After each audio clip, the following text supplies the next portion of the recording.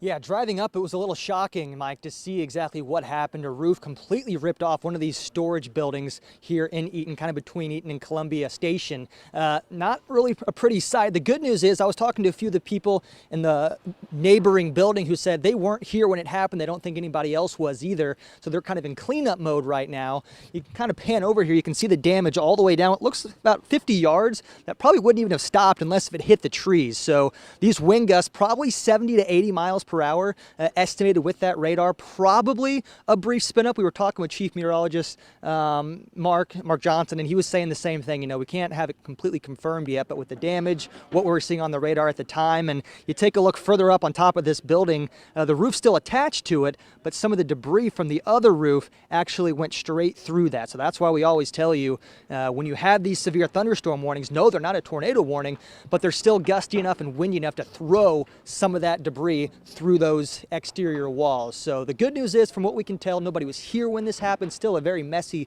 situation, not just here, in a lot of places that's going to be cleaning up at least some tree limbs and stuff like that. And Mark, we talked about this the last 2 days in the Weather Center, how it's a very marginal risk, the lowest risk for severe weather that you can have. Right. But it was still there, and it kind of just proves that you've always got to be prepared when we're talking about this stuff. Right on. There was no mention of a tornado possibility at all today. And it looks like, Cam, you're standing right in front of what looks like an EF0 right now behind you. Thank you. Yep, well done.